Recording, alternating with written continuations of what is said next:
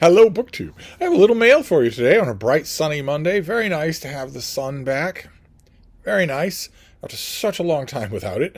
It'd be nice if it were roasting hot, but as I've heard, the sun is. But I'll take just the light. Definitely. So we've got a bunch of packages here, including some boxes. Let's see what we have. See if anything is squeal-worthy. Now, this first one is one of these vacuum pack things that are never all that easy to open.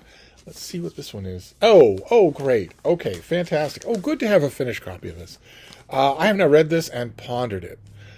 This is by Philip, but now I get to show it to you, which is great. This is Philip Allman, and this is Noah and the Flood in Western Thought.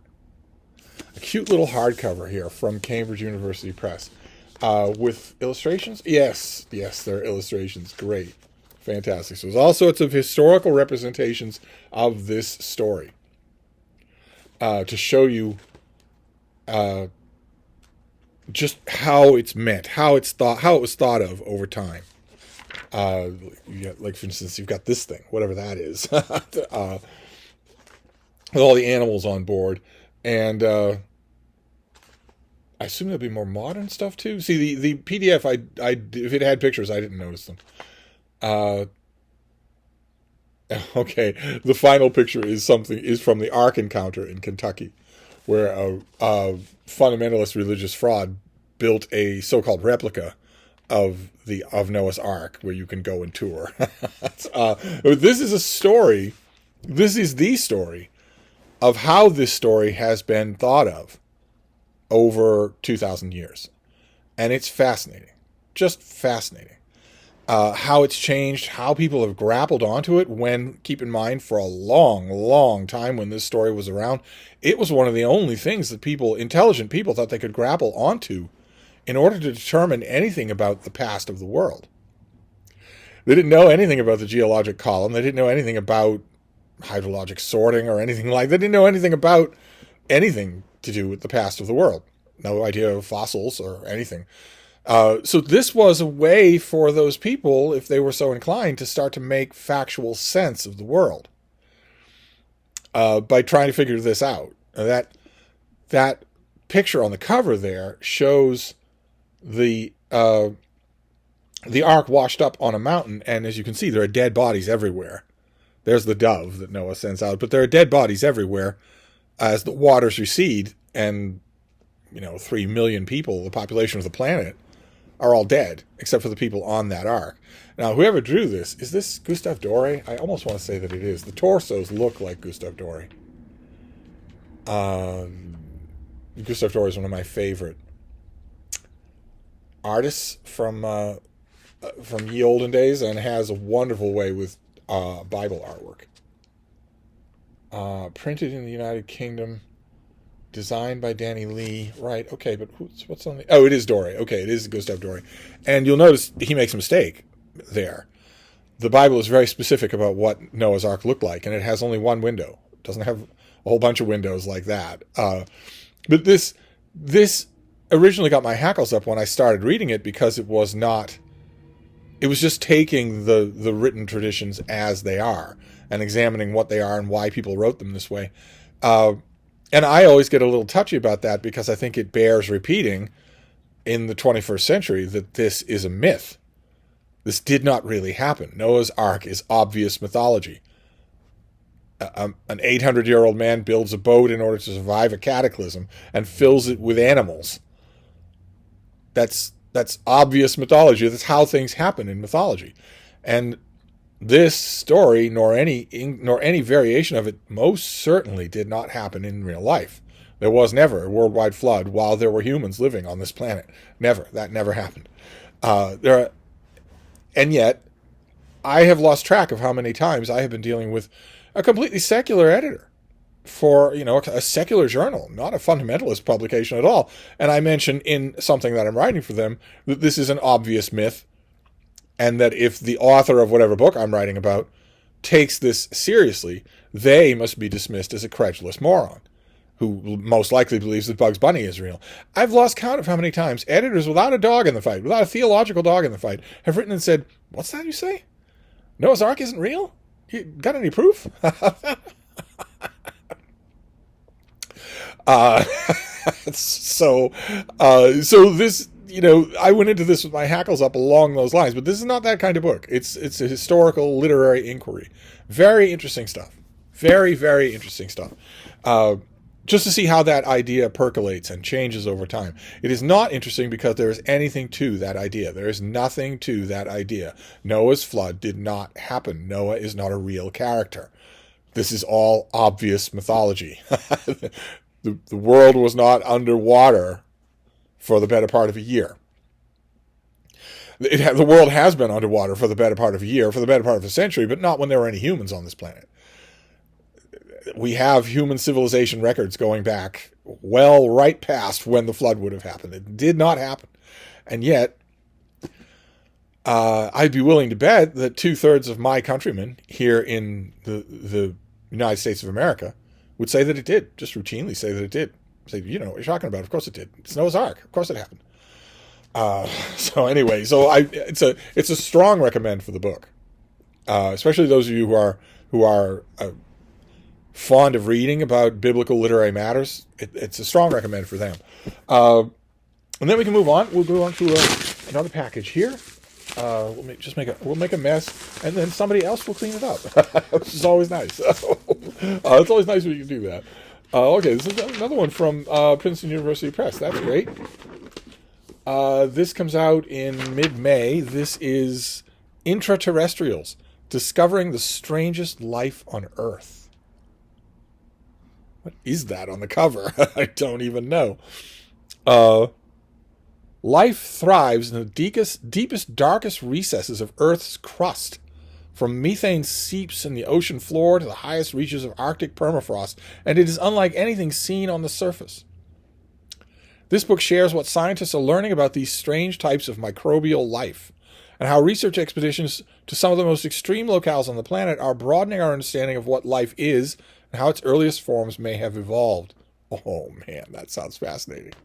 That sounds just fascinating. So these things are living deep, deep, deep underground. So they don't need the sun. They're finding other ways to live and metabolize and reproduce and maybe evolve. Oh, fascinating. Oh, my God.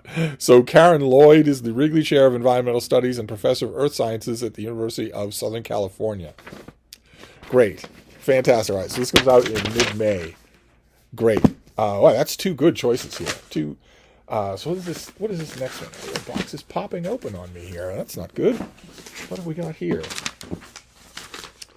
Oh, another invoice. What is this? Oh, oh, look at this. This is a cute little thing. Somebody page Robin Song reads.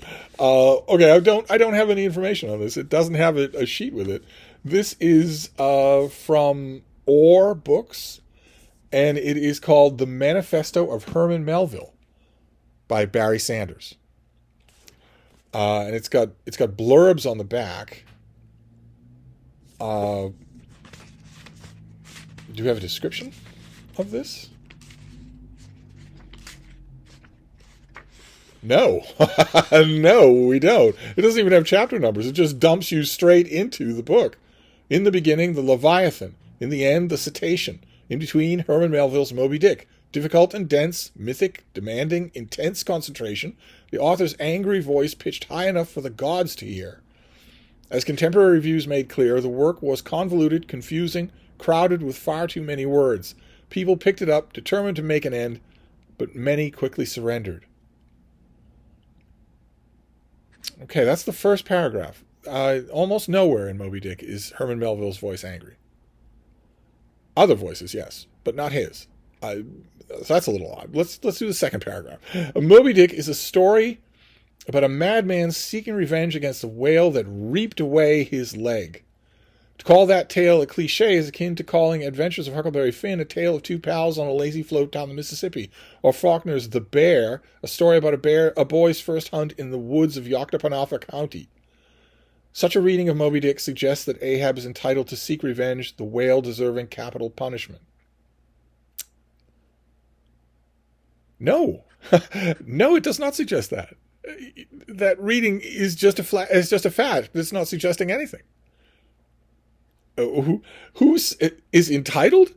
So you're saying that any revenge story suggests that the person out for revenge is entitled to it? That's ridiculous. Okay. All right. Let's do a third paragraph. I know Denson wants to, but what about the rest of you? Melville's career as an author is as odd as his work, which had its beginnings not behind a desk, but on the high seas. On January 3rd, 1840, having just turned 20, he signed on as a green hand aboard a whaler named the Acushnet. Sailing out of New Bedford, the whaling capital of the world, the ship headed for the South Seas, then to the Marquesas. An inquisitive, likable, and loquacious cabin boy, the captain, Valentine Pease, quickly promoted him to lethal harpooner.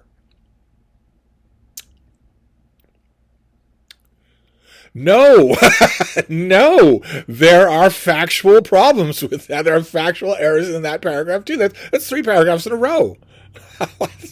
No, no, a green hand is not a cabin boy. Okay, I can't help. Let's just do one more paragraph. That new assignment, which required him to plunge harpoon after harpoon into the flesh of other sentient beings, quickly became more repulsive than young Herman Melville could ever have imagined. And so, after 2 unbearable years of killing creatures on the high seas, he and his buddy Toby jumped ship in Nukuhiva Bay in the Marquesas, hiding out until a passing whaler, the Lucy, retrieved them. Several months later, this time in Hawaii, they jumped ship again. Having had his fill of adventure and far too much of whaling and killing, Melville returned to Troy, New York in 1844 to settle down and write. As he put it later to Nathaniel Hawthorne, quote, "From my 25th year, I date my life." Over the next 30 years or so, until roughly 1876, Herman Melville came potently alive as enraged guardian of the natural world.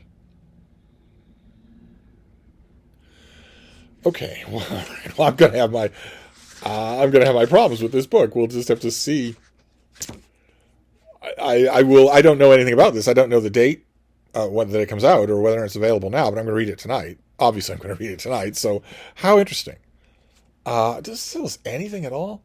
This iconoclastic, sure to be contentious recasting by a renowned critic insists that Herman Melville's legendary Moby Dick is not, in fact, a novel, but a powerful environmental manifesto.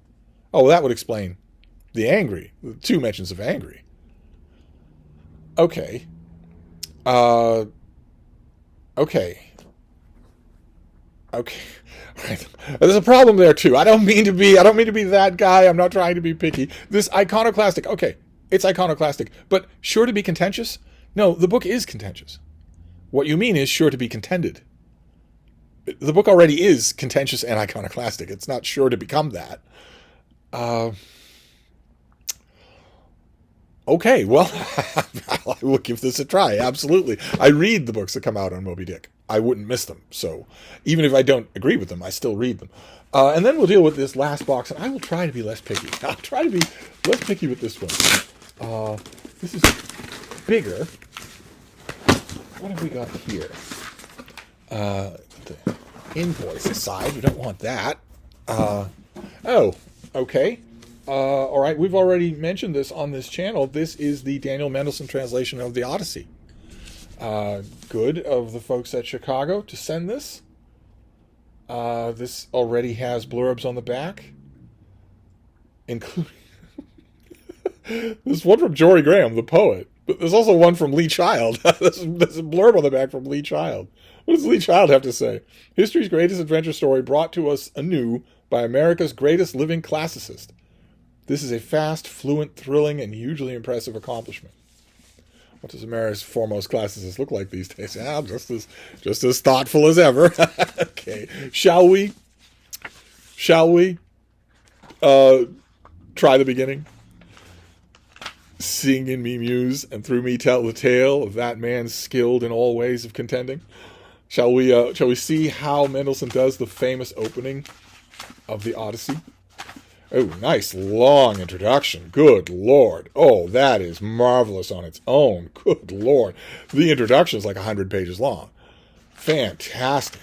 That's a 60-page essay by Daniel Mendelsohn about the Odyssey. Good Lord. That's practically worth the price of admission right there. But let's see. We've got the maps and everything. Let's see how he starts it. Tell me the tale of a man, Muse, who had so many roundabout ways to wander, driven off course after sacking Troy's hallowed keep. Many the peoples whose cities he saw and whose ways of thinking he learned. Many the toils he suffered at sea anguished in his heart as he struggled to safeguard his life and the homecomings of his companions. But he did not save his companions even so, though he longed to, for their heedlessness destroyed them, theirs and nobody else's. Fools that they were, like children, who devoured the sun-god Hyperion's cattle. So he took from them the day of their homecoming. Goddess, start where you will, daughter of Zeus, share the tale with us too.